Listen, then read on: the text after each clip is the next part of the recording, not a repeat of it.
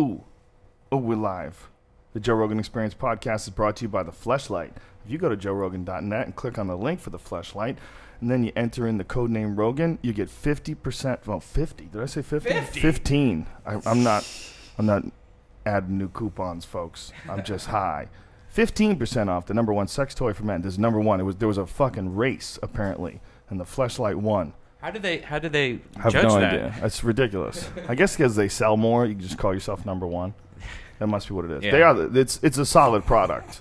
Don't get me wrong. We're making fun of it, but if you're gonna masturbate and you're gonna masturbate, stop fucking around. This is technology for masturbation. It's an embarrassing purchase, indeed. It's a fucking commitment, but it is worth it. It's fucking great. Works awesome. Way better than your hand or your cat. And we're also brought to you by Onnit.com. That's ONNIT.com, the makers of Alpha Brain, the cognitive enhancing supplement that I swear by. I love the stuff, and you can find out about it online. If you don't know too much about nootropics, just Google it. There's a bunch of different articles that have been written on the subject, and if you're interested in it, experiment on your own. And like we always say, if you like, the idea behind Alpha Brain, but you think it's too expensive or what, just copy the ingredients. Go buy it in bulk. Mix it yourself. I'm much more interested in people not getting ripped off than I am in making any money off this thing. If you don't like it, you also get 100% money back guarantee. It's real simple. If you order it, you say it sucks, you get your money back. I try to be as even as possible with this. If you go to joerogan.net and click on the link for Alpha Brain, you can get 10% off by entering the code name Rogan. And there's also a bunch of other cool shit that we have. This new mood, it is a 5-HTP serotonin boosting supplement that I really like. And then there's this cordyceps mushrooms supplement called Shroom Tech Sport, which is great for anybody who likes to really work out hard, and it's got like a lot of vitamin B12 in it as well, and together it's just it's a really good, like, vigorous workout formula. Brian does not need that shit though. It makes me type faster. Did it do anything for you? I haven't really tried that one yet. That's the only one I haven't tried, but I'm doing everything else, and I really like the Immune. That's my favorite one. Yeah, the Shroom Tech Immune is a really fascinating one because what it is somehow or another, I don't know the total science behind it, so I don't want to speak out of school, but from what it's explained to me is when you eat these mushrooms, your immune system reacts to them as if they're there's an issue, like there's a bacterial infection, there's a cold or something, but there is no cold. So it jumps up your immune system, so your immune system builds up this big crazy army, but then there's no war. Right. So if some other punks come along, your immune system is ready. Anyway, that's the end of the commercials. Hit the music, bitch. We got Everlast in the house today. Come on, son. What's the name of this song? I Get By. Single off the new album, Everlast, Ungrateful Living.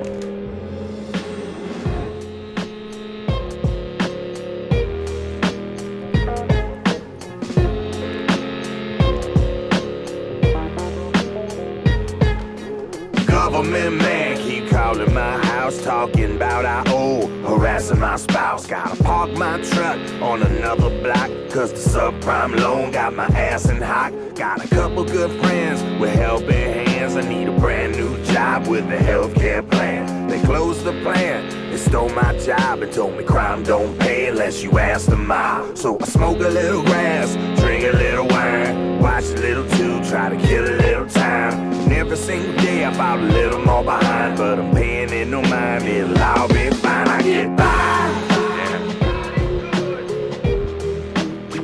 I barely get by.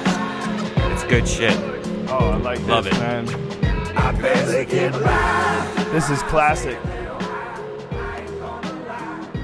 barely You get gotta check out the video Where can you find the video? on YouTube, Awesome. Everlast Music Channel. We only gave you a It's- taste, ladies and gentlemen. There's more of that song, obviously. But you could tell that's classic shit. That's you in your groove, man. Yeah.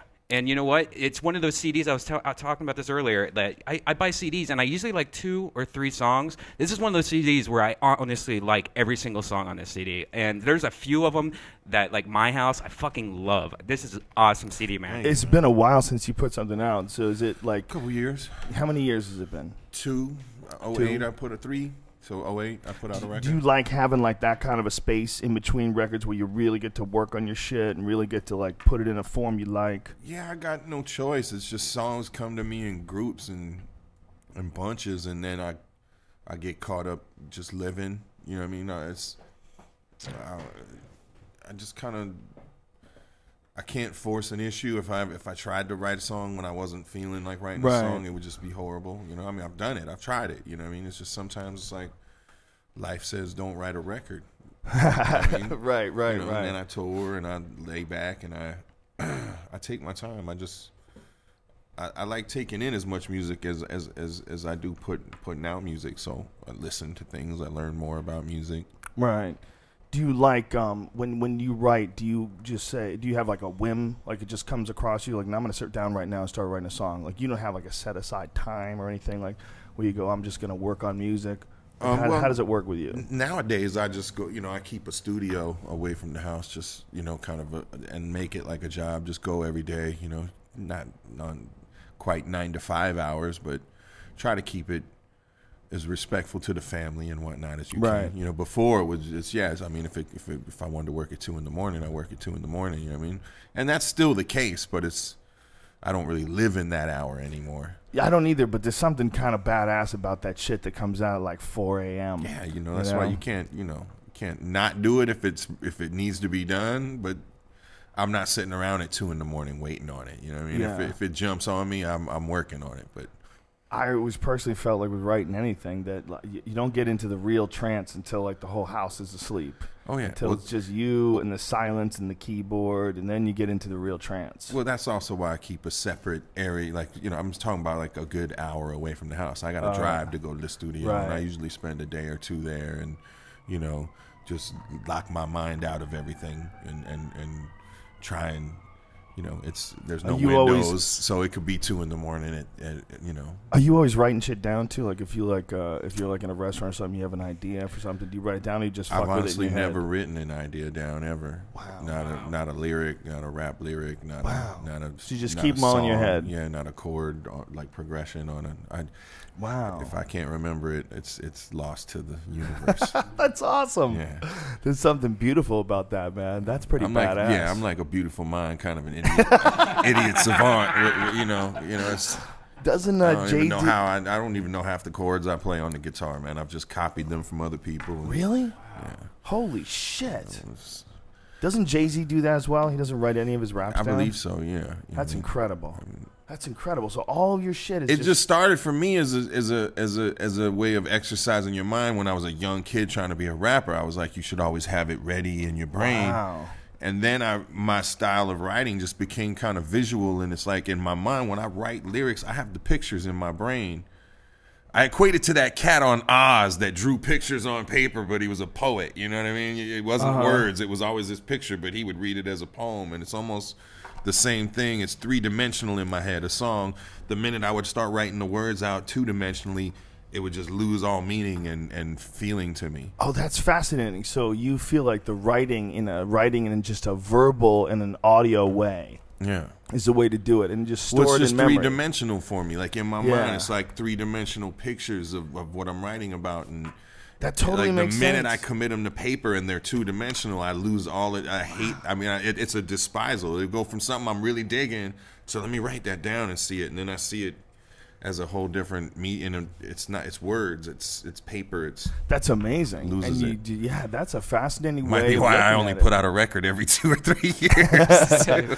That's really interesting though, but you're totally right. Well, there's some people that have just a way of expressing themselves that's like a fun way to listen to. I always bring up my friend Joey Diaz. Do you know Joey Diaz, the comedian? Sounds familiar. He's if you ever listen to the podcast, he's on all the time. He's one of my best friends, and he's this guy that is just the way he talks is just like poetry.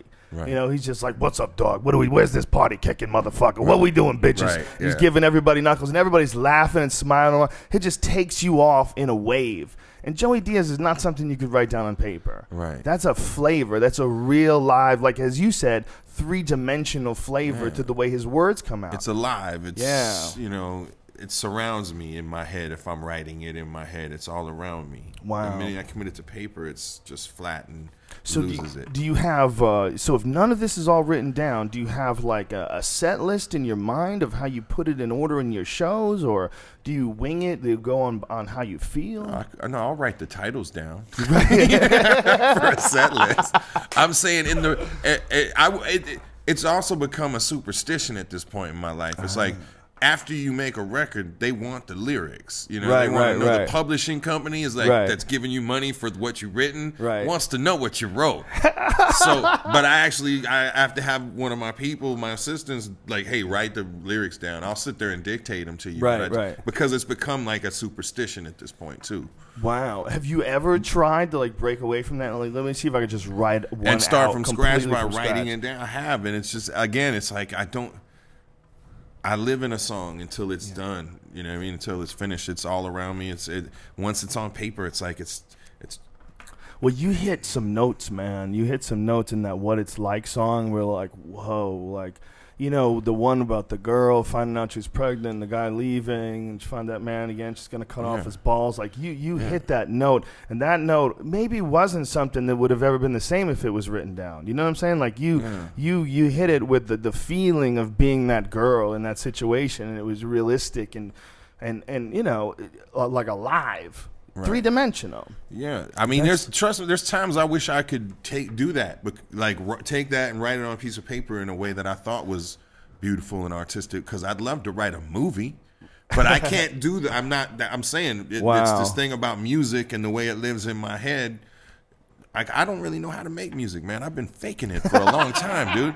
I just been picking up things and making sounds that I'm like, I like this sound. I'm gonna make this sound. You know what I mean? That's hilarious. That's the realest way I can put it. I mean, I've learned along the way how to become, you know, a musician and how to produce a record. But I'm saying it started with me just kind of being like, I'm just gonna rap or whatever it was I was gonna do, you know, and then pick up the guitar was just, I'm just gonna play this little thing I wrote and. Maybe that's kind of brilliant though in a way, because it's so uninfluenced and influenced at the same time. You know, instead of being influenced by like classical instruction and, you know, structure and all that stuff, you're influenced by just what you enjoy and imitating that. You know, and then expressing it in your own way. It's, you know, that's amazing. That's very rare that, you know, that someone's ever done that, right? And that when you meet other people that are musicians, do they have the same story? No, not really. I mean, a lot of them really trip on the way I do what I do. You know, especially like when because I always bring in cats to help produce records. I think even though I could probably accomplish the deed on my own, you need people to challenge you in the course of creating something just to make it that much better. Just to collaborate and bounce shit back and forth with somebody that you even trust enough that would say that sucks. Yeah. Even if it's just somebody that's your guy, you're my guy to make sure if something sucks, you're the voice. You know what I mean? Whose opinion you trust. Yeah. But yeah, also creatively, whatever it is, you know what I mean? There's a lot of instruments I can't play, you know, that I know cats that can play. So it's just, you know, I don't. They, you know, all of them go to school. All that. That's what I'm saying. I steal everything I can from all of them. You know what I mean? It's like I'm always the worst musician in the room in my mind because I don't know what I don't. I still, even though I'll get up and play with anybody, and it'll work.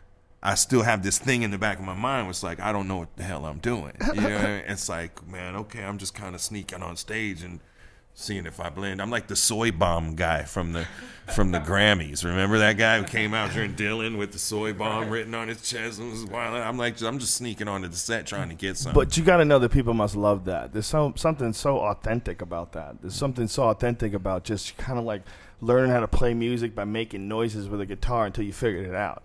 That's pretty fucking badass. Watching the videos real close and VHS pausing them and the thing's shaking and you're trying to see where his fingers are on the thing. We're like, what chord is that? Okay, I'm gonna try and do that. Did you read a book on it or anything? Not, you know, I took a few guitar lessons when I was real young, like maybe 6 or 8 guitar lessons, and then kind of lost interest in it, and then because hip hop kind of stole my mind away. And then later on, during the House of Pain days, there's actually a bunch of stuff on House of Pain records that just little things that I played that we looped up and put, you know, like little country riff or that shit kicker song. Every time I go to town, people start kicking my dog around. There's a guitar piece under there that I played. So there's little bits of it, but it's like after I left House of Pain, I had a guitar around me all the time, and I just started really actually saying, let me see what I can do with this thing. And the cat who helped me produce Whitey Ford Sings the Blues, or I should say produce the record with me, Dante Ross, we were just working on hip-hop music. And I was just kind of crashing at his place and playing guitar all the time, and he'd be like, what is that? And it was this thing, and I didn't even know what it was yet, but that's what turned out to be what it's like. He's like, we're going to record that tomorrow. And I was like, I don't even know what it is. So now I'm thinking I got to record this thing tomorrow, so I stay up all night and I like write lyrics to it. And, you know, we put it into a little beat, and we were sitting there listening to it, and we're like, that works, but how does it work with all this stuff you're doing, this rap record? And that's how the other songs in Whitey Ford just kind of started happening. They just, like I said, the music just started surrounding me. I listen to the music more than, let's say, I have this definite idea of what a song is. I'll get a lyrical idea or a little riff idea, and I'll start working on that.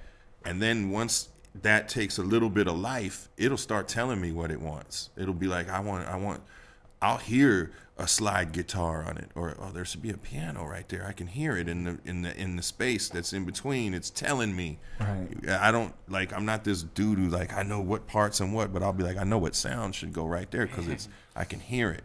And then you add that sound, and it will subharmonically create this other ghost sound in there that you're like, oh, that's a violin I can hear. Let's put a violin in there. And it builds itself into what it's supposed to be. That's amazing. That's pretty fucking badass, man. When I was a kid, I had friends that were musicians, and I was always terrified of learning a musical instrument. I was like, that shit looks like it'd take over your life. Me too, man. I'm still terrified of learning a musical instrument, man. Do you find like technology has helped you a lot, like like not GarageBand, but like programming? I am the most programs nowadays. I have to keep an engineer around all the time on duty and ready to go, because I can get on the laptop and go on YouTube and find some stupid videos that'll make me laugh. And, right. I can get on the Facebook and the Twitter and whatnot, but I if I could probably get 2 tracks recorded at the studio on my own before I just, right, turned in for the day. That would take me probably about 6 hours, which would take him about 8 minutes. Wow. Yeah. So the technology is helped by making it easier to have your own studio. You know what I mean? Yeah. Instead of spending $1 million on a studio, I spend $40,000-$50,000 and I have a really beautiful studio. Wow. You know what I mean? But I'm still with just, it's all about 90% of what I do is, either at my studio or late at night in a room by myself with the acoustic guitar, banging on it, trying to think of something funny or witty or. What you really nailed was this kind of like bluesy, smooth, hip hoppy sound, that nobody had ever done before. Like what it's like.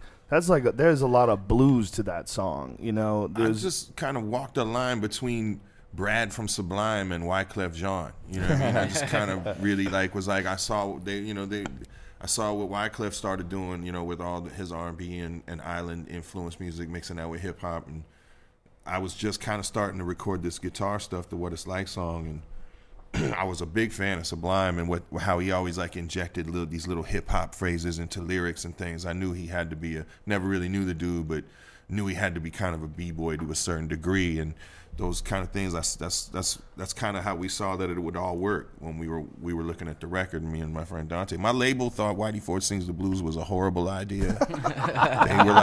they're like, isn't that funny how that always works? Yeah, it was, because we were convinced no, this is gonna work. This is there's no, it's just what it is. It's all the same thing to me. That's what I always say is I consider myself a hip hop artist, but I also don't really believe in any genre of music. I just think music's music. You know what I mean? Tony Bennett has some stuff that makes me go like this. Right. I'll be like, oh, that's hip hop to me, because that's the same thing hip hop made me do. How lucky can one guy be? The right Zeppelin song. Yeah. To somebody else, that's rock and roll. Somebody else calls that jazz. Somebody, you know what I mean? Right. But it's whatever makes you personally. Yeah. Ooh. Yeah. What is that? Yeah. Kind of feeling. Yeah, I like a lot of country music, and some people give me shit about that. I like some Toby Keith songs, man. They're good. I'm not so big on new country because I'm just not hip to the game, but I love country music, man. You're gonna like that record, John. I'm sure I love it. I'm a huge fan of yours, so man. You drive home tonight, you pop that record in, and by the time you get home, if I don't see like a text from you like that's a badass record, It goes great with whiskey. I feel. I believe it will. But Anthony Bourdain. My music ain't country, but it's definitely country friendly, man. Yeah, well, it's got a slang to it, you know. It's got a smoothness to it. You know, it's great shit, man. I love it. I'm a huge fan of your shit. And one of the things Anthony Bourdain said, we were having this conversation once. You know, he didn't become famous till he was like in his 40s. Oh, hold up, let me pick up that name you just dropped there, man. No, it's because I'm going to say it because for you. But he said the coolest thing about becoming famous is that you get to meet famous people. Like that's the coolest thing. Absolutely. And meeting you and hanging out with you at the UFC. Like one time we were smoking a joint in a Vegas casino. We're in the middle of a bar, and you go, you want to smoke a joint? I go, yeah. Where do you want to go? And he goes, Everlast just goes, what do you mean go?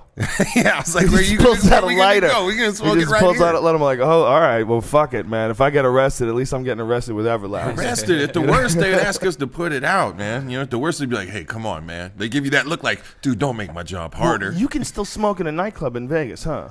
If you know. Is there cigarettes allowed in nightclubs in Vegas? I don't know, but we've smoked in the nightclub before. Remember, we just stepped out that door and we smoked. Yeah, but you can't. But that's smoke out that door. That's outside. But is there an Oh. inside area? Are you allowed to smoke inside anywhere anymore? I think now it's not. I'm trying to remember last you time. can still do it in the casinos because I still see people smoking in the casinos. Oh, they're not gonna stop that. Yeah, pulling that out though. They're slowly pulling the cigarettes they're gonna out. fight that tooth and nail though. I guess it's the real problem is the people that work there, and I get it, man. If you're a waitress, why the fuck should you have to breathe that shit in all Hey, day? I ain't smoked a cigarette in a long time. That's a tricky drug. Yeah, man. You still think about it? Nah, see, because what happened to me was I woke up in the hospital and had emergency heart surgery like 98. So it was like I was like, oh, I'm done smoking. Wow, and You know that what was I from mean? cigarettes? I didn't even. I mean, like I still smoke some weed now and then, but like you know, even for like 2 years after that, no, about 2 years after the surgery, I was like on some hell no, I'm alive. I'm trying to, but I could never sleep because what happened was I went to bed. I'm real tired. I'm not feeling good. Went to sleep and woke up in Cedars, like after surgery. So like my mind was on this like don't go to sleep kind of like trip. Holy For like a long shit. time, I was like an insomniac, man. Oh and my then, God. But I would let my band guys smoke a little weed up in the front of the bus. And one night I couldn't sleep as usual. But that somebody had something real, just like reminisce. I was like, wow, now that's something quality up there. You know? And I was like, Right. So I went out there just kind of smelling. I was like, you know what? Let me just. And everybody was like, are you sure? I was like, I'm a grown man. Let me. Whatever, like that. That's all I did. Bang! I gave it back to him. Then I went to the back of the bus. I slept like a goddamn baby, man. So it became for like a good long time, few years. That's all it was. Right before bed, and I go to sleep like a baby. A lot of people use it for that. I know a lot of people that are insomniacs. And then of course, you know, we want to start. You know, after a while, you lose that humbleness that almost dying gives you. And you're out at the club, and somebody's like, "Hit the joint." I hit the joint before I go to bed. I'll hit it now. Wow. And next thing you know, you're smoking weed. It's lucky you had somebody next to you though, because you just went to sleep. What if you didn't have somebody next to you? Well, and apparently that's there's scary. more to it than that. Like during the day, like the guys that were making the record with me, we had the studio in my house. I had a house up in Mount Olympus in Laurel Canyon, and we built the studio up in there to record the record, and everybody was living in the house. And apparently, just all day, I just didn't feel well, and I didn't look well. And when I went to lay down, I guess somebody came and checked on me just to be like, "Hey, you all right?" And I guess I was breathing funny, and they just panicked. Called the shook me a few times. I guess I wouldn't wake up. Called the hospital. You know, it was my extreme fortune to live in a neighborhood that was the closest hospital was Cedars-Sinai. Oh, nice. And that it was you know also my Irish luck that the best heart surgeon in the world, who Dr. William Trento, who's chief of heart surgery over there, I think maybe even of all surgery, saw my case and told somebody else, you can't do that. I have to do that. Save my life. What happened to me is the same thing that killed John Ritter in like 30 minutes. Jesus Christ. Same exact thing. What is it exactly? I believe, if I remember correctly, it was called an upper ascending aortic aneurysm. And what I have in there now is a St. Jude's heart valve. It's a titanium heart valve. Like, I tick like a watch, man. Whoa. Want to hear? Hold up. Yeah. Get real sensitive on this mug right here. Oh my God. Holy shit.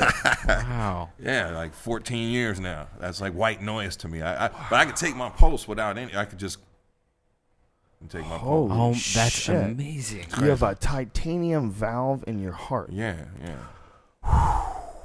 Wow. Is it Bluetooth enabled? Dude, you're like a robot. The bionic rapper, man. For real, that is kind of crazy, man. Isn't it amazing that they can do shit like that? yeah. And you've had it in your body for how many years? What, in 98? Since my February God. 98. That's amazing. That freaked me out, man. That's incredible, dude. really I don't know. stoned. Yeah, I don't know how to react to that.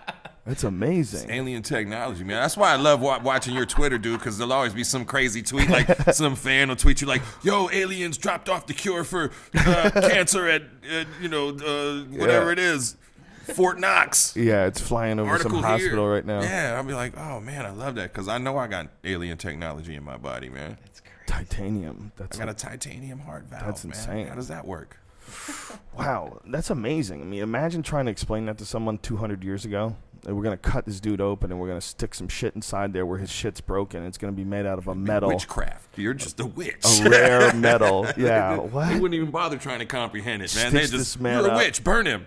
Keep all the bacteria off of him. How are you going to do that? Like, that's what the bacteria is there to test the weakness. You know, you get cut open like that. It's supposed to attack. That's nature. Like, we're subverting the entire system. Sticking titanium inside of people. That's amazing. It's incredible. I have to take a blood thinner for the rest of my life so a clot doesn't form around it and break off and go into my brain. What is the blood thinner? Huh? What's a blood thinner? How's that work? It's an anticoagulant. Just a pill that you take that, and I have to like Does it make you like bleed more if you get cut? oh yeah, absolutely. You So won't clot as fast. Wow. Holy I had to shit. give up riding my motorcycle and a few Holy other shit. activities of that nature. Because if you get cut, you just start bleeding out. Yeah. If severe enough cut. Yeah. Wow. Holy shit. Isn't it amazing how the human body can just be fragile at some points and you have to just deal with some issues. Yeah. But when you do, there's a certain humility and a certain like respect for life when you've gotten through some bad shit. Do you feel that? The way I try to explain it to people is like most people, unless you're really, highly intelligent and enlightened, which is not what I'm saying I am when I'm about to say what I'm about to say. I'm just saying some cats just reach death at this point where they're just ready for it and they're ready to cope. You know what I mean? But most of us probably see death, coming at us, and I look at it like a roller coaster, like going on this roller coaster. You told us the scariest roller coaster of all time, and you're waiting to go on it, and probably the whole time you're waiting to go on that motherfucker, it's probably really scary. Then you get on it and you ride it once, and it's probably really scary. But then if you get off it and get right back in line, the wait in line isn't so scary, and then you get back on the ride again. It's like that's what I compare death to. Is like I've gone through all the terrifying parts of death, thinking it was upon me. I was like, woke up in the hospital like, you did what to me? There's this, and like I got this scar on my chest. I'm thinking, it's a wrap. You know what I mean? I vaguely remember like people talk about a flash of your life flashing before your eyes, but to me it was more of just the sum realization of, wow, man, that whole 28 years was that long. That's kind of what it was for me. It wasn't like all these moments. It was just like the realization that my life was like a second long in the scheme of things. Wow. And so That's intense. It's about as intense as it gets, yeah, right? It's crazy. Open heart surgery is about as intense as it gets. Yeah, but I figure like this: the next time death's upon me, all the scary parts are I've been on this roller coaster. What comes after that? It really is a trip that it's facing everyone, but no one wants to bring it up. It's really the subject. I can't testify either to any lights at the end of any tunnels, but like I do also remember hearing the only way I can describe it is hearing a very familiar voice, like I never really knew any of my grandfathers, but it seemed like a grandfather's type voice. Right. Would just kind of, it ain't, you ain't ready yet. It's not your time. And Wow. but that didn't go along with like a light or a vision or a figure. It was just all I remember is, other than this realization about how short my life was. And my life could have been 90 years, and that realization would have been exactly the same. You know what I mean? Right. But then this kind of blackness and this voice being like, nah, no, you ain't. It ain't time or something of that nature. Like that's I can't even say it was words as much as just something communicating that feeling to me. It's a real trip to think of the idea that there is a time for you and there is a place for you and there's a thing that you should be doing. A lot of people want to think that that's grandiose to think like that. You're silly. Your life It could have just been like, the deepest parts of my subconscious, like, fighting for their lives. True, you know right? what I mean? Trying to convince me there's a reason to be alive. There's that part. I mean, I've battled it ever since. Were those spiritual thoughts, or was it scientific? Your mind fighting to stay alive. Right, you know what I mean? Right. Is it the ego playing tricks all that on kind you? Of stuff, man. Yeah. I don't get in no chamber, but I get in my pool often late at night with the lights off and just lay there with it over my ears in silence for a couple hour or so. You would dig an isolation tank. You would dig the shit out of it, man. For you, it'd be beautiful because it's a non-drug drug. You could just go in there and be healthy, and it's great for your body, and it's very relaxing. Oh my God, I bet. This thing is like, bet. Alone in that tank, dude. that might be. You might have the trippiest dreams in there ever. Because, you know what it is. You know how it works with the water. You've never done it before, no, ever? I've never actually done it. Man, you should own one. And you should be in it daily. It's a beautiful environment. What's one of them things going to set me back? Proper. 7,000. Yeah. Yeah, for a real good one, and it'll last forever. It's got a big, thick lining, like the kind they use to make koi ponds. It's all heated. The water, it's beautiful. It's super reliable. It never leaks. You just turn it on when you want to get in there. Boom. Open the door. Hop in. And after you get out, you turn on the pump. It's like the most low maintenance thing. And man, it's what an environment that is, bro. How often you do it? All the time. Like every day? As much as I can. Sometimes I don't like to do it every day because then reality gets a little slippery. Is that right? Yeah. I spend too much time alone in the tank. I find myself getting really weird. States going on? I find myself going too fringe with my thoughts. I get so far deep that it's very difficult to go to the supermarket. Do you not get pruny when you get in it? You don't come out like looking like Mr. Burns or something like that? No, I think maybe the salt water keeps that from happening. Weird. The water is really salty. There's 800 pounds of salt in it. So it's a different thing when you come out. You're not all pruned up. I don't know. That'd be funny if you were. Even if you were, you just... That's one thing you failed to always mention, that every time you get out, you just look like a fucking E.T. dying. No. It's one of those things, whenever I get out of there, I'm like, this is amazing that no one knows about this. They should teach this in school. They should have people in high school getting in isolation tanks and have people talking to them and coach them through life. You should help everybody. The Joe Rogan isolation tank. Too much work, man. I got no time for that.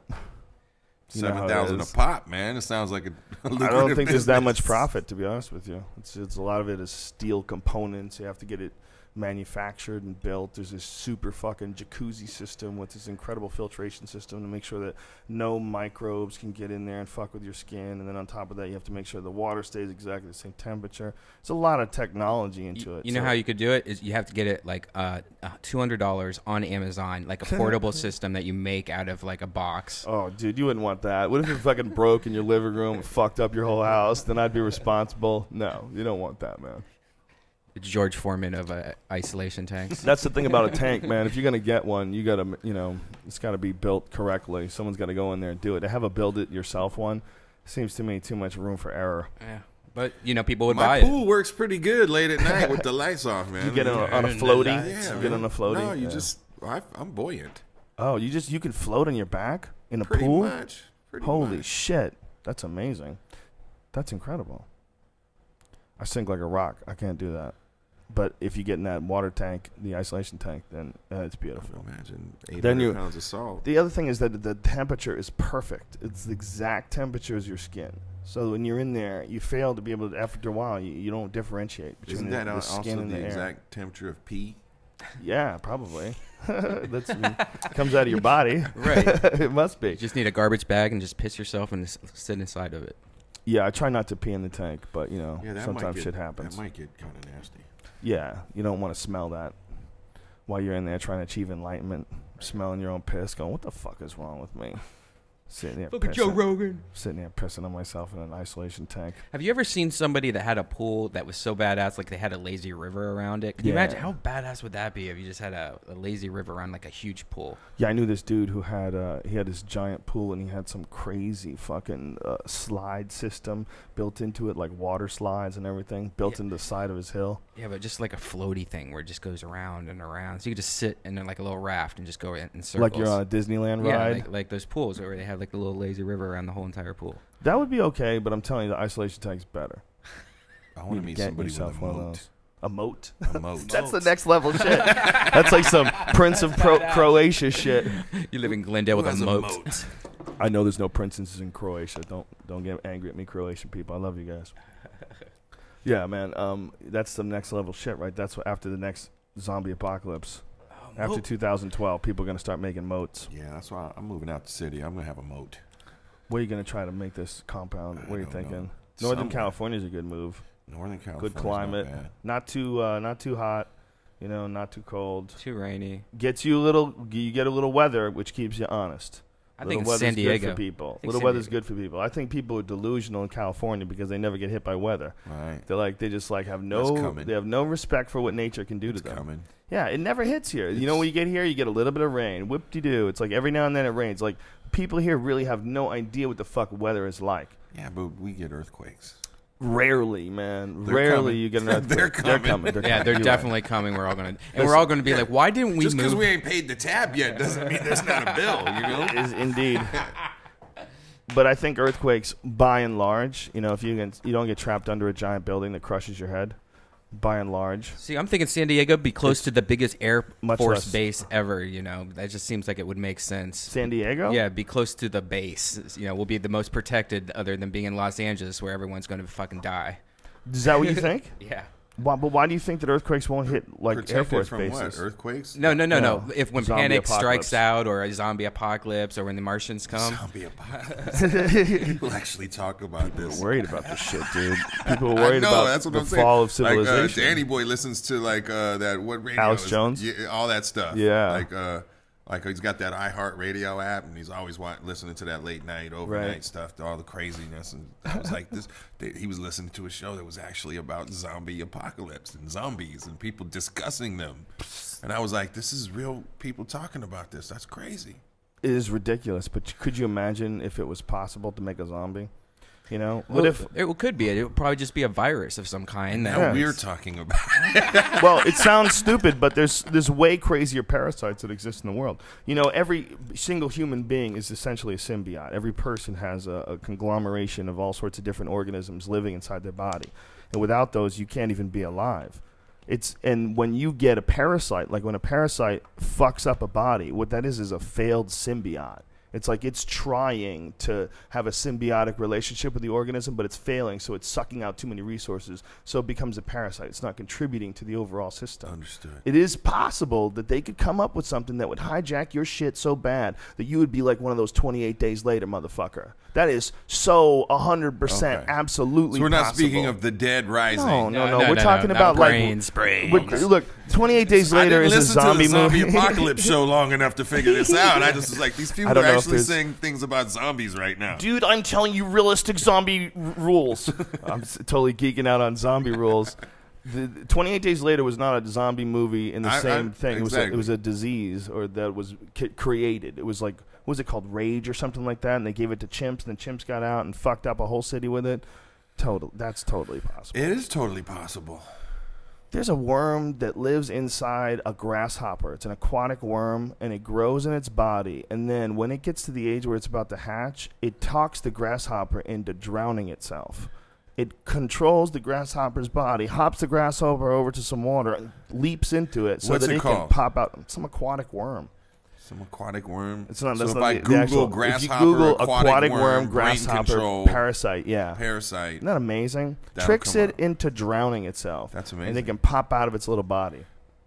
If that's possible, anything's possible. I know that's a possible. lower There's organism. they've already extracted it, and there's a pill for it. Yeah, and the guy talking to you is already infected by it. Yeah, you know. We all might be. That's what I said about clones. I found it on Google. Yeah, you found the Right here. It's the grasshopper suicide thing? Grasshopper. Brainwashed by parasitic worms. Isn't that amazing, man? Wow. Get out of here, baby. Where is that? Because I want to go there and just find some drowned.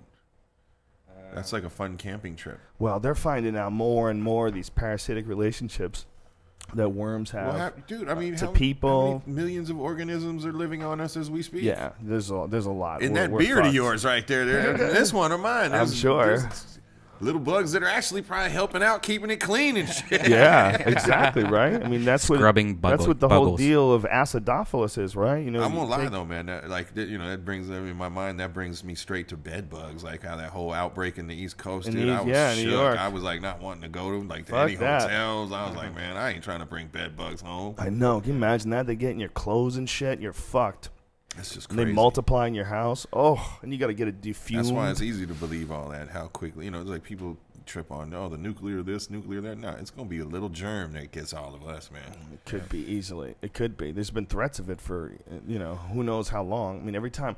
One of the things that hits everybody, like when the swine flu came out or the bird flu or anything that comes out, is like, this might be the one we're all scared of.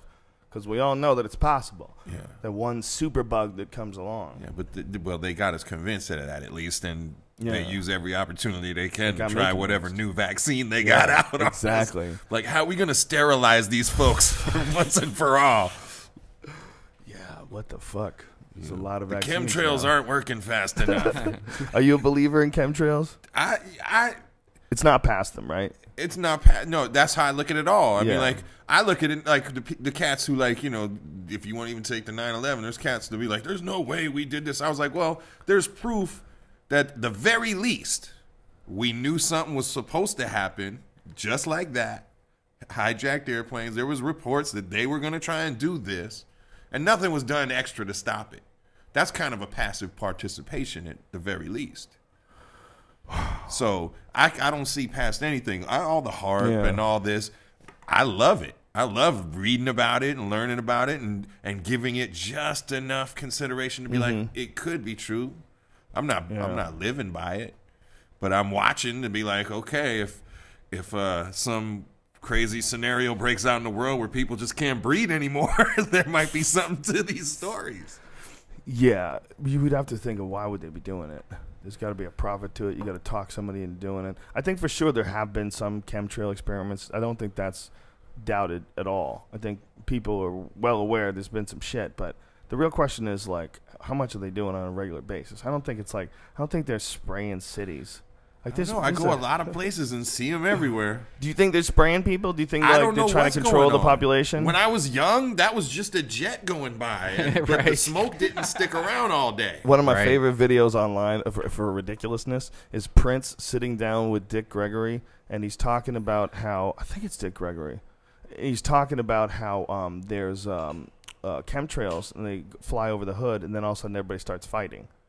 And he goes, and I saw these planes fly over, and I was thinking, God, why is everybody fighting? Like, what the fuck are you talking about? You're in the hood. Like, what do you expect? Do you think that the planes flying overhead is they're spraying fighting juice down on the people? It's not the poverty. It's not the poverty or the or- rage or the criminal element that's Or the drugs. throughout your community. police. Yeah, or all sorts of corrupt shit that's going on, right? No, it's this. There's a plane that's spraying some shit down, and all of a sudden everybody's getting upset. That's ridiculous. It's a hilarious video. I think we need to look into those green boxes that you used to have in your backyard that hummed, that were really warm. Because I used to, like, as a kid, lay on those things for probably years, and just. What are I those think things? I don't even know what you're talking Well, about. in the Midwest, or I guess in the suburbs, not in Los Angeles, they used to have these green boxes that were like energy plants or something like that. I don't know what they were. They're just like these, and they hummed. They went, and they were super warm. And I remember just sitting out there as a kid for hours, like on it, like I was recharging. And I probably got, I don't know, You more think you got data sick? bites or something. I don't know what. It's just, what is that You've thing? done so many things when you were little that could have made you I know. What is that a thing? moron. I think everyone did that. I don't know what you're talking about, first of Wow. all. I'll show you a picture of I'm one. unfamiliar. Yeah. Wow. An energy source. It's like a weird Yeah, box. he lived in like some test community at their own nuclear power plants in their backyards. Yeah, Columbus, Little Ohio is the number one marble-sized Cancer cluster. nuclear reactors. It was a test market town, so like we had like you know, Market banana town, Frosties before everyone. You were a test market town? Yes, Columbus, Ohio. They would test us out like burgers, and like I would talk to my friends that my cousins that live in a different state, and they're like, "We don't have that kind of weird burger at McDonald's. What are you talking about?" And I found out that the company's test market at Columbus, Ohio, because that's the most average city in the whole entire Country. country. Wow. Yeah. That makes sense. Columbus is like that. Yeah. They're like the whitest people on It's kind of earth. almost pretty close to the middle too, isn't it? Columbus, sure. Yeah. Did you ever hear about Sister's Chicken? Did you guys ever have? That was Wendy's version of KFC that they were trying out, and it was just 3 old ladies was the logo, and it was like KFC's like Wicked Sisters, and Ooh. I don't think it worked though. It like lasted like 2 years or something. Never Wow. heard of it. Never That's a heard good of it. idea. Yeah. I'll show you the green box though. The green box. The green box that fucked you up. Another thing that happened to him, he was living in an apartment, and there's a duct overhead, like a heating duct, where the hot air would come through. Turns out that wasn't what that was. Somebody had hooked up the wrong thing to the gas furnace, and it was blowing straight carbon dioxide from the gas furnace. No. Yes. Yeah, he lived like that for a year. Okay, here's How'd the. you not blow up? He's dead. No, exactly. He's dead on the I inside. died a long time ago. Here's the green box. And it makes him stutter now. Green box. These things. I've what seen is that? similar things, but like on the Must have a corners of name. intersections. Yeah, we had one in our backyard, and I would just sit there and get data bytes pumped into me as a child. That's well, obviously that has wrong. something That to do with sounded really electricity. wrong right there. That has something to do with electricity. Yeah, that's not good. But we didn't have the warning labels. Like this one has a nice warning label. Don't like it says something on it. Like, hey, don't even get Hey, close don't to this. Put your nuts on this. Have they ever made a connection, a correlation between living near power, like those big giant towers? You know, those electrical towers with it. Cancer clusters. Yeah. That's Yeah. what they. You know, they're. They have made a correlation. Well, no. That I No? mean, you could. It's one of them things where you can find both sides that'll have equally compelling arguments that Right. they're right. Yeah. So very that difficult. means no, there has been no definitive. But I mean, it Don't kind look of breaks right. down to kind of Yeah. common sense a little bit. If you're camped under these things that are like, Jesus Christ, you scared me just thinking about that. with power lines. I mean, There's so much fucking power going through there. How is that? if you not notice though, most fucking up schools everything or around public parks are kind of right under right those. under those. Yeah, that's the only free spot that was Yeah, it's available. like, oh, that's cheap land. Yeah. There it is. Well, that's where we'll put the school. Yeah, man. When you drive by those things and you can hear them, you roll down your window and How you about the hear. heavy duty ones? You know what I mean? Yeah. The big iron towers with the Terrifying. cables like this. Oh my god. Dude, I saw a show about that once, man, where the guys are on helicopters. They have to do the maintenance for those Oh lines. my god. They actually have to make a connection to the line, like with the helicopter, to ground it before they can start working with it. Apparently, it's like one of the most dangerous jobs you could have. That might have been the show I was watching, like Life's Most Dangerous Jobs. Those dudes are nuts, man. Motherfucker. They're like in metal suits. Oh Jesus. It's nuts, man. Just think of Nuts. what that must be. You must be feeling when you're above one of those things, and you know that just touching it, just reaching out and touching it, you just essentially And they're explode. grabbing it. They're grabbing it, man. Oh they're my doing maintenance God, on it. they're They're fixing it. Yeah, they're putting the connectors that keep them together. They're fixing them. Oh, you have to trust it. You have No, to they trust in the they like science. have another piece of the helicopter that they have to come out, and it has to touch the wire while they're working on it. Oh, my Apparently, one of the God. one of the most common things isn't getting electrocuted. It's that the tail of the helicopter hits the wire, and they just go Oh my God. into oblivion. Oh, of course. If they get hit with a gust, right? It's almost impossible for them to stop. It's apparently If like they're one of the clipped craziest, like that most close, dangerous jobs. If you had to do that I kind was of maintenance, really you high would've- watching that. I was just like, Oh, my that's crazy, man. I think I was on the back of the tour bus, just like 18-hour drive, just watching whatever was on. But I was like, stumbled across that. I was like, oh, I'm Joe, watching this. here's the helicopter thing right here. Actually, Well, that's you singing. what What are you hold doing, before I got Brian? on the helicopter. Brian, what's There- wrong with you? That's Yeah, this might have been the show. yeah. That's to say that was me before getting on it. Yeah, watch this, dog. These guys are nuts, man. They're in like these crazy suits. One guy's got to touch the wire. Oh my See what I'm saying? Look at that. God, this is insane. Oh my God, he has to climb up. He climbs up and he's sitting in a harness on top of the fucking wires. Brian, why'd you mix this together? Brian made this video himself. Yeah, this is an old music video I mixed with that stuff in it though. Oh my God, but look at that guy walking on those wires. That is absolutely horrifying. That's crazy, man. and I got Olive Garden breadsticks right 500,000 there. volts. Isn't that what that is? Is that what it is? How much will kill you? How much does it A take lot to kill less you? than A that. lot less than that. That's like, that would incinerate you, right? Wouldn't you just explode or something? Yeah, but he's grounded somehow. Like he's like grounded on. Like I watched the whole thing high, man. It was amazing. That's fucking And they were charged. Like those dudes were on some. They're on some like adrenaline junkie shit. Oh, man. they must be. And they're Yeah. like, this is the greatest job. Well, could you imagine if it was doing something to them? What if it was like making them superpowered? They started like winning the Olympics That's and how shit. the whole X-Men thing starts. The whole. It might have been me. Was that really? No, that had to be you, Brian, wasn't it? It was pretty loud. So though. loud. Yeah, no. I'll tell you right now. It wasn't me. It's not me. My shit's not even on. All right. Well, I'm just glad I'm not the guy who did it. Yeah. Anyway, where were we? Oh, We were talking about how that's where the Electricity? mutations start, where the Yeah. X-Men begin, is on them lines right there. When one time when I used to do Fear Factor, I would eat like pot candies or something before the show, Right. just to kind of keep me like in a chill but happy and fun mood all day. Sometimes you're sitting around all day and it's boring, and if you don't got a buzz, it doesn't feel as good. It's not as interesting. But one of the days I showed up, every now and then when something would freak me out, I would show up at work and I'd be a little baked, and they'd tell me what we're going to do. And one of the things they told me is we're going to have these people ride bulls. And I was like, oh, this is a terrible, terrible, terrible idea. Like, when you're high and they're telling you you're going to ride a bull, you're like, oh, no, sir. No, I'm not getting on that thing. What is this? We're going to do what? You're going to make people do that? You're going to get them to get on that animal? That's fucking crazy. The only time when we ever did that show where I felt like we were totally rolling the dice, hoping nobody got hurt, that was the only time, was when we made them ride bulls. Because, like, you can't protect them from that fucking animal.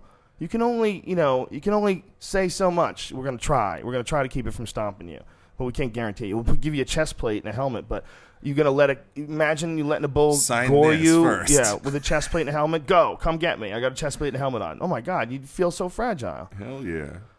We got lucky with that one. One girl, she was 98 pounds, something, maybe. She was on this bull, and she agreed to do it. I'm like, you're sure? And she goes, yeah, I'm going to do it. I'm going to go for it. She got on the fucking bull. She lasted for just a couple of seconds, of course, right? The bull launches her through the air. She goes flying and just barely misses her with a kick.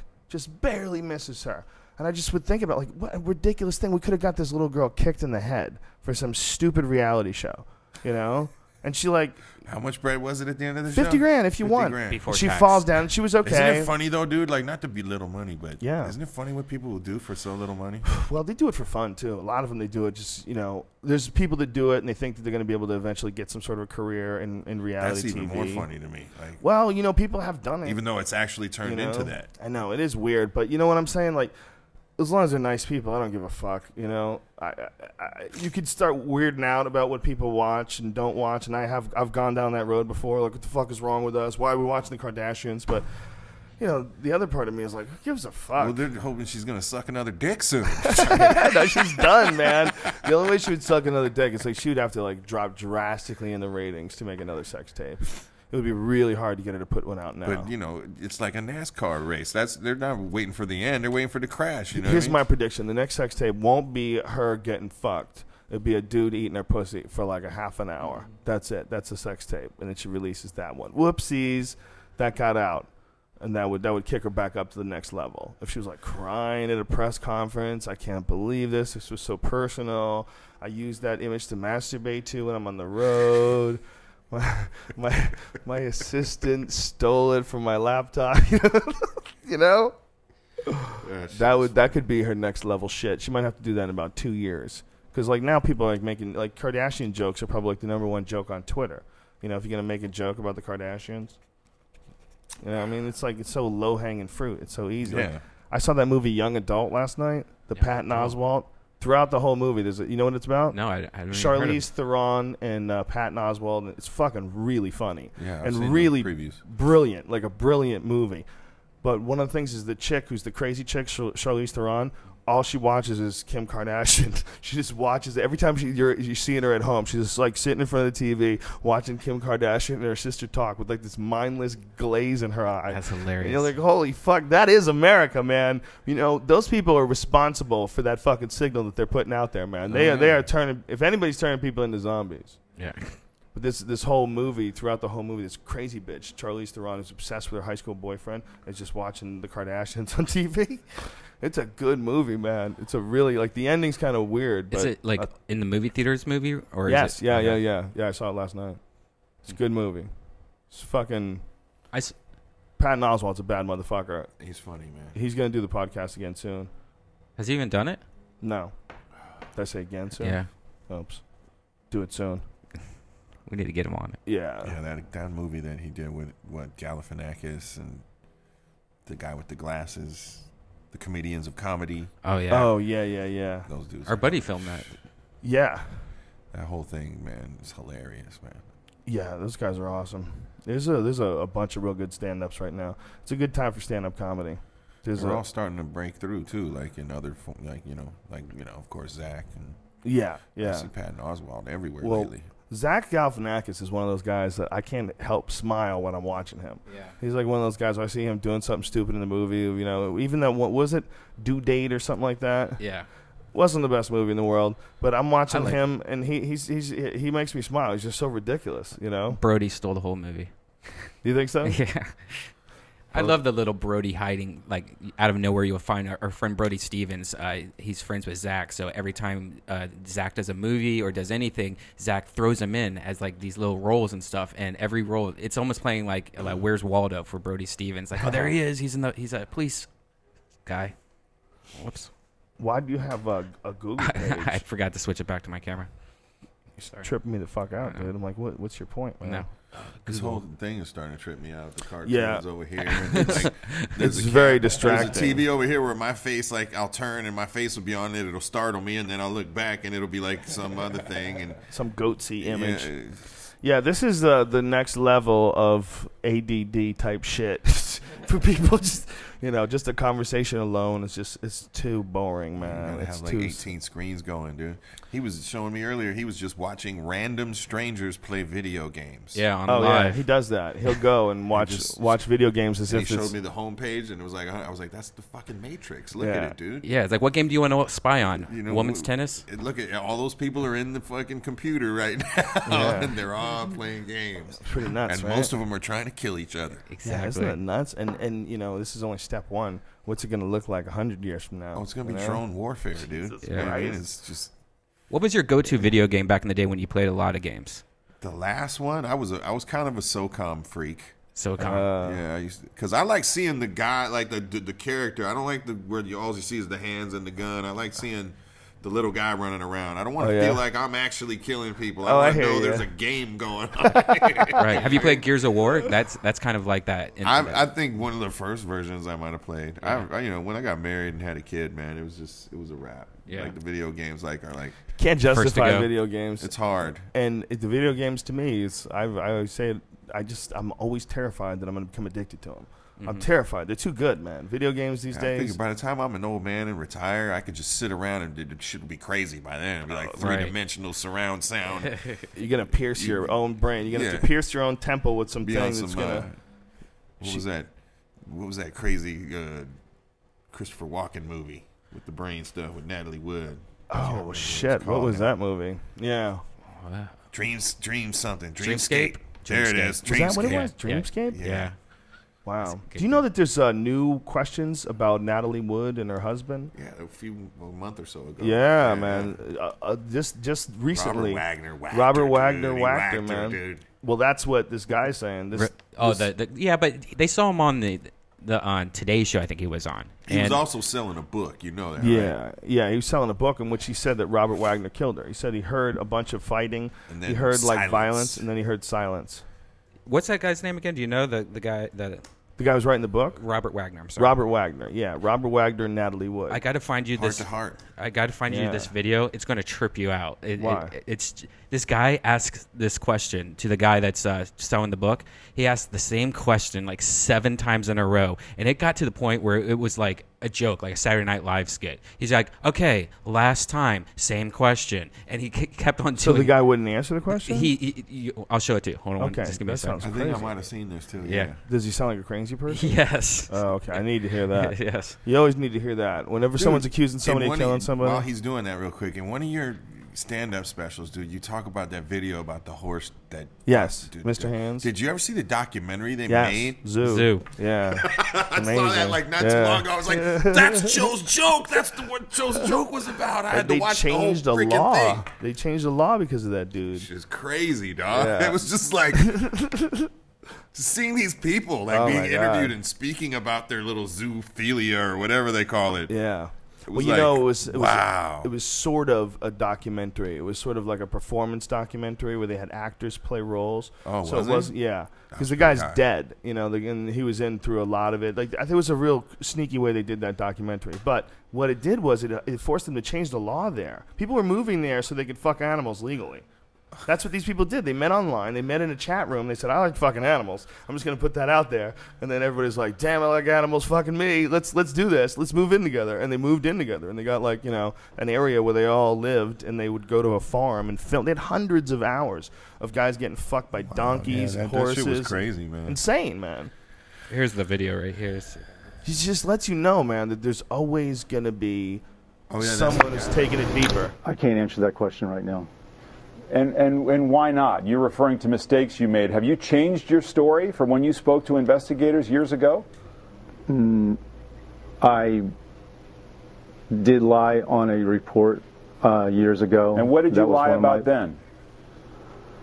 It was just I made mistakes by not telling the honest truth in a police report. Well, just be specific. I mean, we've talked about the broad outlines of the story. What is it that you were untruthful about?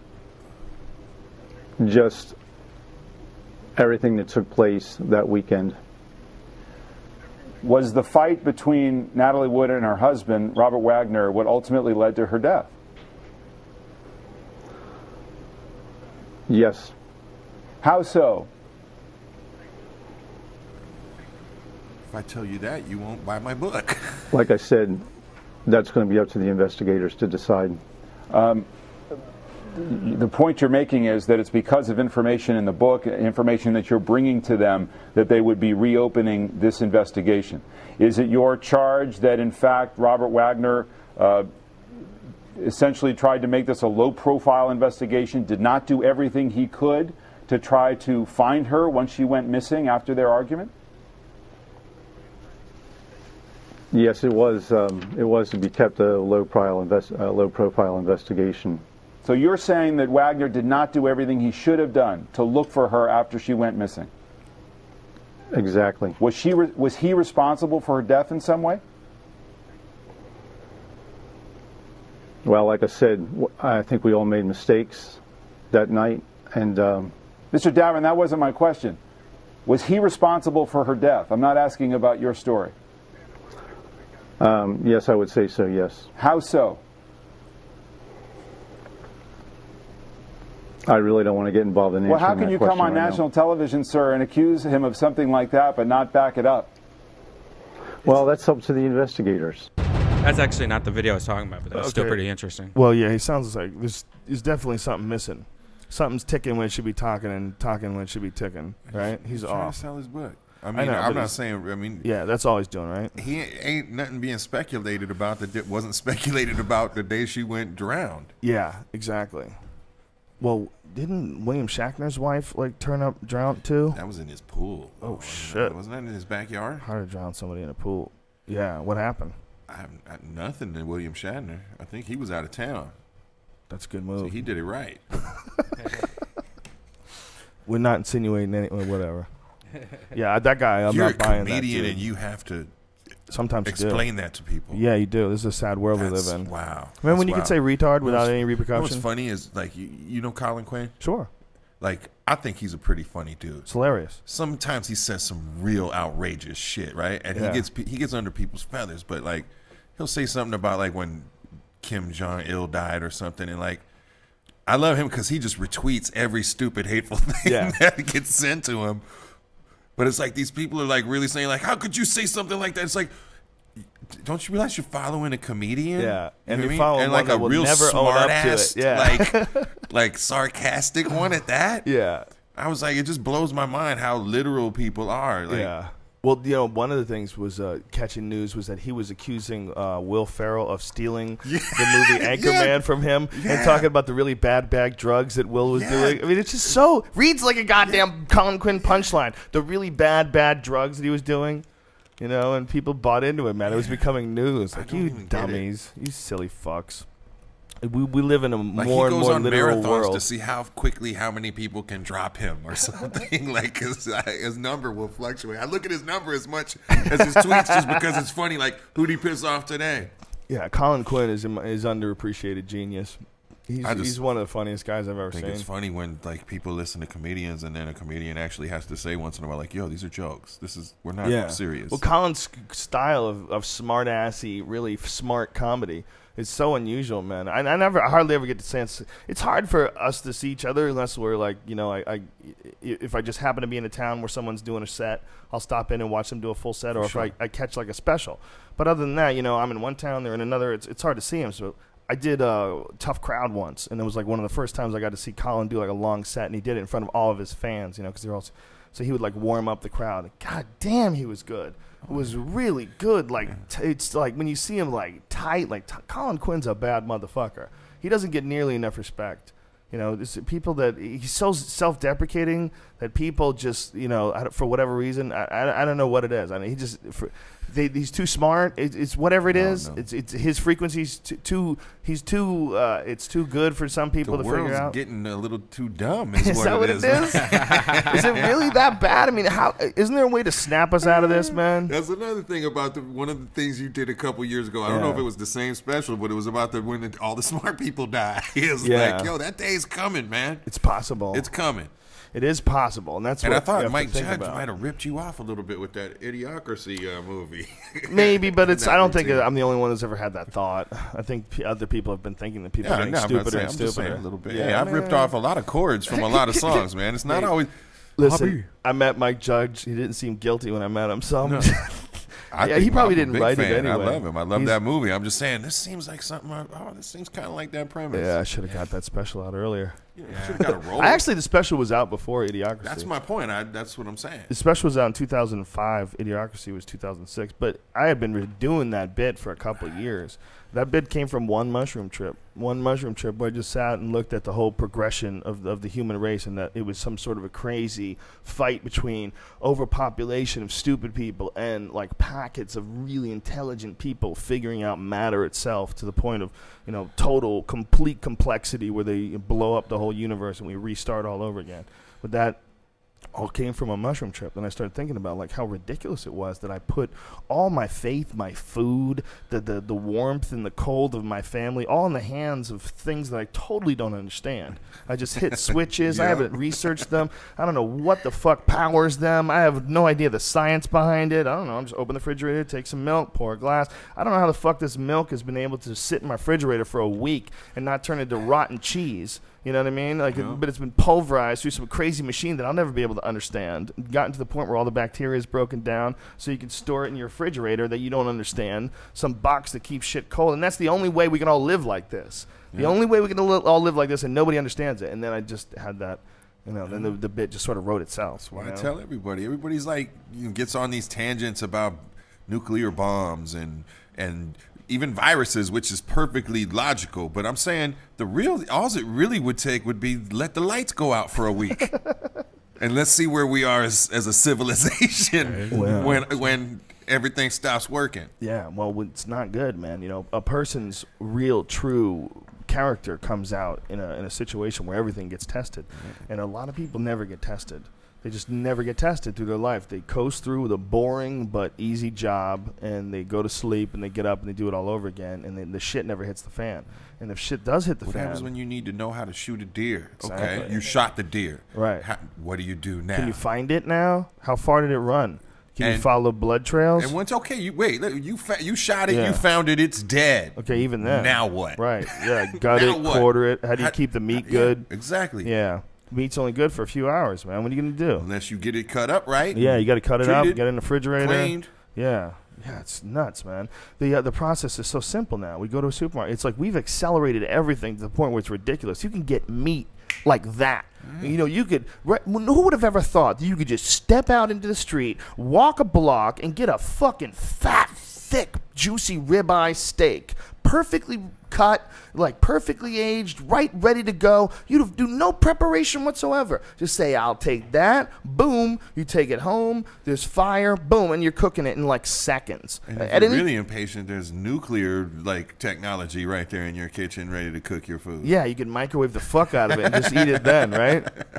It's amazing. It's amazing what we've come to in such a short period of human history. You know, it's alien technology, man. Do you think so? Trust me, I gotta live my body, man. I'm part alien now. Do you believe in aliens for reals? Again, one of those things that I put up to the, it's like, I can't not believe in aliens. Right. I can't sit here and tell you I know there's aliens and I've seen them, but it's like, all right, every one of those lights up there is a sun. Odds are there's got to be, you know, another branch of intelligence. It just seems ridiculous to think that there wouldn't be.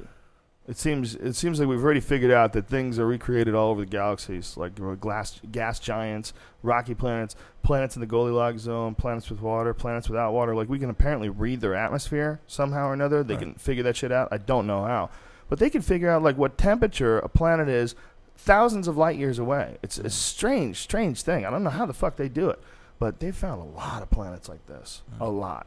So there's got to be some other shit. You know, it's 100%. I mean, and then, you know, you get into the whole interdimensional speaking of, you know, how, you know, what if we're dealing with dimensional aspects, you know, so your brain could blow up. You know, you got to be high to think about some of this stuff.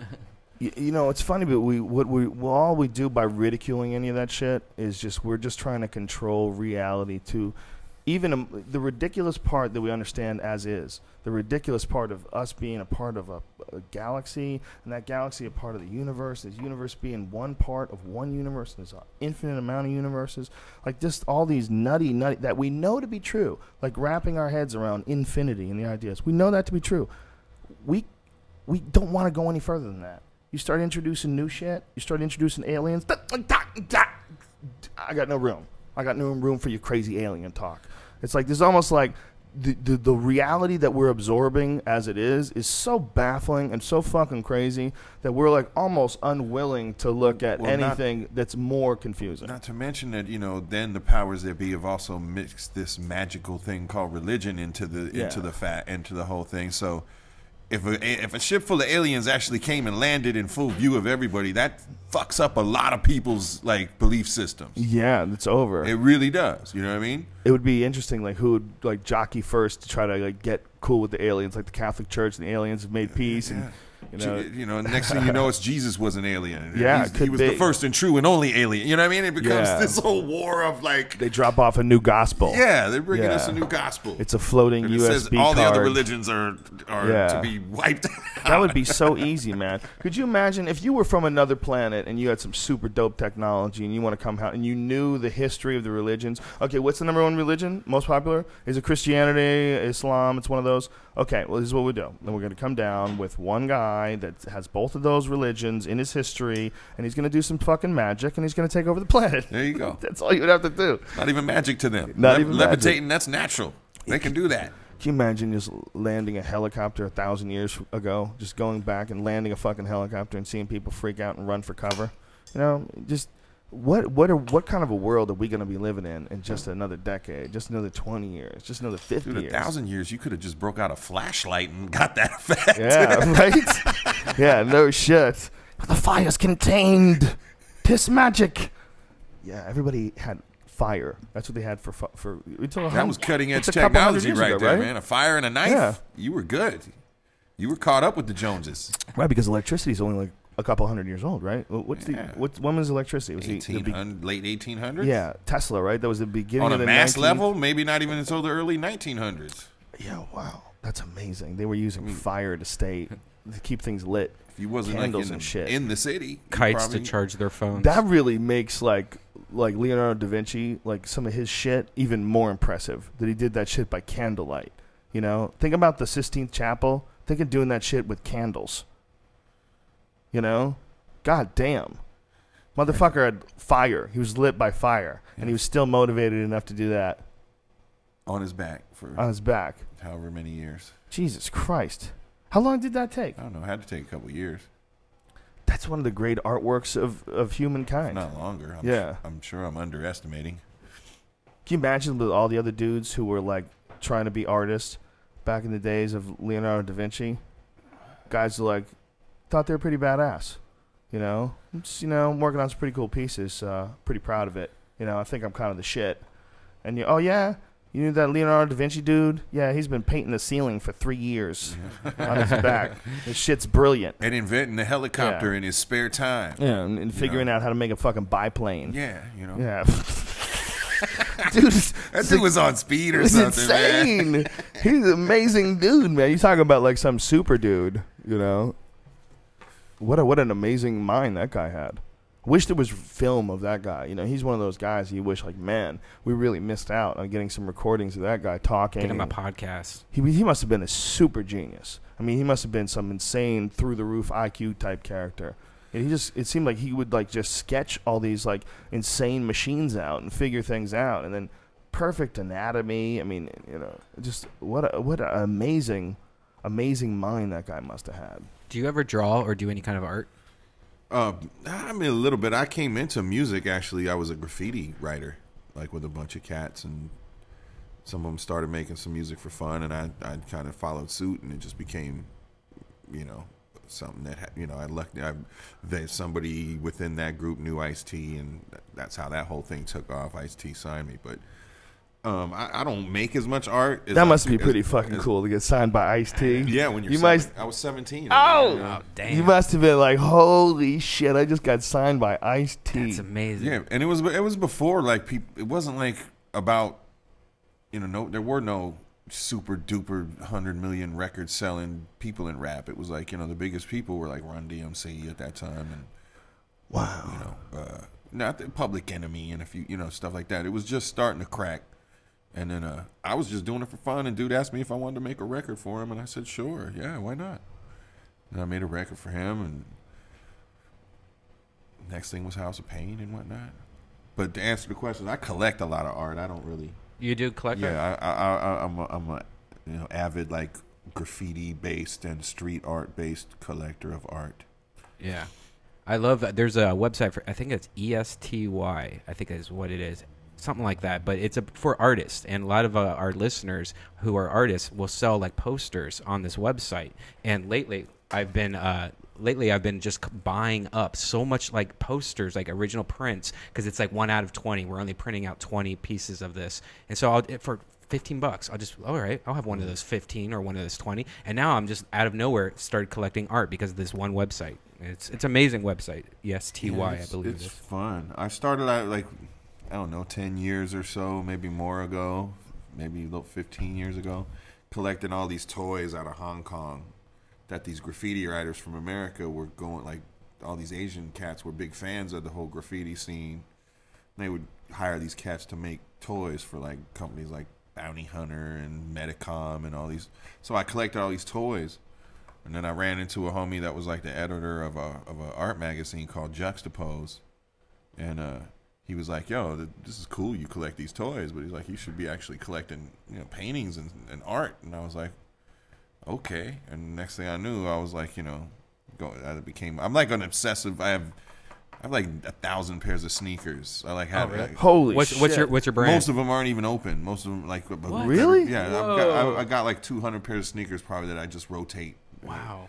That I'd wear, and then there's probably like 600-800 pairs of sneakers like in boxes. Like I had a whole thing at the Grammy Museum. They had a hip hop exhibit with like all my my top 50 sneakers. I sent over. What is it about sneakers? Well, what I'm explaining is like I go for a cat like me in rap, like this. Like, there's a whole like I'm what I call a b. I consider myself a b-boy, right? Which is like in the truest sense of the word is a break boy, a cat that break dances. But it became like the title if you're a hip hop like connoisseur, like that I consider myself to be. And, right. I mean, that's how I live, a b-boy. Like a Hesher would be a rock dude, a b-boy is to hip hop. If an SAT question, that's how it would be. Hesher is to rock, like as b-boy is to third base. They would be b-boys. Sure, yeah. Base. Yeah, definitely. But collecting sneakers is kind of part of that. It's part of the culture. Sneakers. I could be in some dirty clothes if I had a new piece of jewelry and some new sneakers on. You can't tell me nothing. You know what I mean? Do you have a favorite brand? Are you like a Puma guy? I'm pretty much Jordache? a Nike snob. Nike. You know, like old school Air Force Ones and Jordans and stuff like that. But Did you get the Voltrons? I haven't. I stopped collecting a couple years ago. I still buy sneakers, but I force myself to wear them all. Like I don't buy. I used to buy compulsively, just to be like, I don't even know if I like those, but put them over there. So, do you have like a closet that's specially designed for sneakers? The bedroom. No, it's not designed. It just looks like a back room storage spot of a Foot Locker. It's kind of crazy. Really? Yeah. It's retarded. Like you just have boxes all over your house? I won't even show it anymore because it's shameful. It's like man. just That's shameful. incredible. It's shameful. But the point I even brought it up, the reason I even brought it up though is that I'm compulsive like that. After I was doing the sneakers and like I said, I collected these toys. And then when I stopped doing both of those, I kind of sank all that energy into collecting like paintings. I have like paintings now in how I have a couple different houses. I have paintings like just like there's too many to even hang on walls. They're like in stacks, just laying leaning up against walls. Wow. You should give tours, man. I bet you have some amazing shit. Yeah, tours. Or do a little video blog for your website. There's a lot of cats that are blowing up really big right now that I've had for a long time. Cause and Shepard Fairey I was collecting before. He was, but like Banksy, all You got some Banksy? Jose Parla, and and all kinds of this. I'm big on a cat named Crayola, Greg Simpkins. It's a big time paint. I mean, it's all so awesome, man. everything at Futura, all cats like that. But everything's based around graffiti or street art, like cats that actually started like in the streets putting their art up. That's awesome.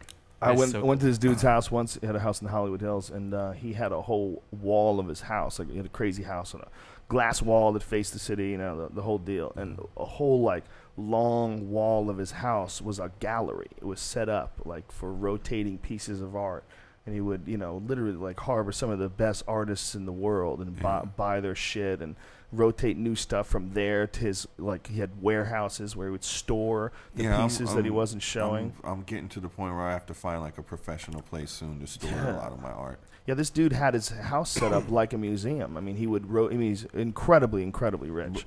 The house I was telling you about up here in the hills, before I had a kid and got married, that's all it was. The downstairs of the house had no furniture. It was just paintings all around.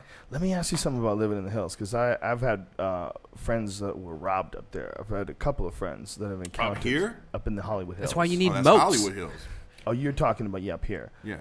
But the Hollywood Hills is what I was talking about. Like I've heard of a lot of people getting like home invasions and shit in the Hollywood Hills. I'm sure, man. You get caught slipping. I mean, I used to live in Mount Olympus, actually, which is right up there in Laurel Canyon, and I lived up there for many years and never had a problem. But I'm that dude that when he's driving home from the store, like, has the gun in his lap, and I make two extra turns. I'm that dude. That's awesome. It's not because I'm on this thing that everybody's out to get me, but it's like I'm not going to be the guy to get got because I was stupid. Right. And I just have been trained like that. But I owe that to like actually a lot of the like Cypress homies and them cats when we was all coming up together, because they kind of came. I came from suburbia, you know what I mean? Not rich suburbia, you know, lower middle class, but middle class nonetheless. And these cats came from, you know, like I was with Ice and all them. Like I ran with the Syndicate for a while, but I never was like dipped into, like, he was already a grown man into the entertainment business. His big gangster and all that days were right behind him. Cypress guys were fresh off the street. You know what I mean? Like when they first made that first record. So I learned a lot from them about like how to roll like places. And they were always worried about who was following them when they were leaving. So it kind of, even though it didn't apply to me always, it stuck with me to be that alert about things. And also because I tend to wear a lot of jewelry. I have a really nice car. That has to suck though, that constant paranoia, almost like you're at, Olive Garden and you think somebody's going to shoot you. Like I said, I'm not like everybody's out to get me, but it's like, let me just be sure of who I am and where I am and what's around me, you know what I mean? So I'll make that extra turn. I'll make that I've been lucky long enough to think that luck is, I really don't believe in luck. It's just a word that you use because if there was such a thing as luck, you could fuck a pig and actually have a real kid. You know what I mean? Like that'd be lucky. That would be magic more than luck. Goat magic. It'd be lucky. I don't believe in magic, so. But luck is magic to a certain degree. That's my point in a way. I think you can be fortunate. What I'm saying is, like, I've been alert enough that I know that I have actually avoided a few times of actually being robbed or this or that or the other by just by circumstances and how I reacted to them By and how being I was alert. alerted to them. There was times when I was in New York at certain clubs where I definitely knew I was being like Cased. stalked and about to be preyed upon, and I would happen to bump into some cats that I knew, and I'd be like, I'm already alerted to these dudes, well, you know, and then be like, just the fact that now I'm with some peoples I know, and then they know I'm on to them. You know what I mean? You're by yourself. You know what I mean? If you ain't, and then you're oblivious. I mean, like, it's, you know, that's the worst thing, is being oblivious to what's going on around you. That You is know a what I mean? crazy thing. You have to worry about people physically jacking you, Dude, taking I'm not your the only shit. one. Come on, everybody dude. does. You don't think about it all? Of course, everybody does. But I mean, like, but it's a thing that we have to worry I'll about. keep It's it a real. weird- I've made a lot of music and all that, but my profile is nowhere near yours. You know what I mean? I've sold a lot of records, whatever. I keep a low profile on purpose. I like going to Ralph's. I like it. I like going to the olive bar and making my own little bowl of olives. I like that. I enjoy that. I like getting a little box of Cheez-Its and some olives and going I do home. too. That sounds good. Making me hungry. And watching whatever it is, the UFC or a football game, whatever. I like to be able to do that. I like to be able to drive my car and enjoy it. Right. You know what I mean? So I keep my music is far more famous than I am as a face. Right. You got to worry. You're the face of a sport to a certain degree, so it's like your Most profile is people are way very, bigger. very nice to me. Most people are Yeah. decent, nice people. We're not worried about those people. It's true. You do Those have to aren't the worry. people we're worried about. You have to worry with a small percentage that aren't nice. Yeah. You had a public online battle with Eminem, and I know this is old and everything like that, but a lot of us followed it. But it was. I cool. didn't find out about it until today. Is that right? Yeah. It was a very, I mean, amongst us it was known, and our fans it was known, but it was like this thing over Napster. Like, I never released a record about it because I wasn't trying to profit off the situation. It was a personal thing between me and him. What'd you guys get mad at each other for? I got a little mad at him because I went to shake his hand somewhere, and he kind of, before he was Eminem, who he is Right. now, Elvis, you know, the as big as Elvis type character. This was Right. like when he was first coming in, and I just went to shake his hand, and he kind of, I felt disrespected. Found out later that, you know, he didn't really see it the same way. He didn't realize it was that kind of situation after the fact. Like I said, we haven't had a problem for 10 years. Right. So So it it's was just a short little thing of a like words, miscommunication. Yeah. and then it was like, you know, it just, you know, just became like, all right, well, you know, you don't talk about me, I won't talk about you, and we'll just keep it at that. One of the things I've found, and it's pretty easy to grab upon this, is that whenever you're around anybody who's really creative or really out there, really like dynamic in the way they perform, they're also almost always very emotional, you know. And some of them have a good handle on it, like you know, you're always a pretty relaxed, mellow, in a certain groove dude. You're never like, I've been around you a bunch of times. I've never seen you like agitated. Never seen you like stressing about anything. You're always, you know, you maintain a certain pace. Some people really just can't do that. You know, for me, it's like also, I'm not, there's no show. I told you, I said it early in the Right. show. I've been faking it for years, man. I'm just trying to figure, I'm making music. I don't even know how to make music. I don't even know, you know, all this is luck and icing, and as much as I feel like, yo, It isn't, it it's what isn't, I'm meant to though. do. You know, I feel like it to a degree. It's what it's meant to do. Yeah, it's a lot of luck, dude. Come Yeah, on. How but many is guys that- do you know that you feel personally are as smart as you and as talented as you, that for one reason or another, without being like they didn't get convicted of rape or nothing stupid like that, but just something doesn't click, like Yeah. something doesn't happen for them, and it's like I got a bunch of musician friends of mine that are geniuses that I'm just like, why, you know, what is it about them? Why, what? And that element is whatever that planets lining up that just you're at the right place, right time, and you know how to react. You know what I mean? I agree to We all are responsible for extent. our fates. I believe I made a choice somewhere along the line that contributed to what I'm doing. It's not just blind luck, but that's an element in the thing. You can have all the other things, the talent, the drive, the work ethic, and if that one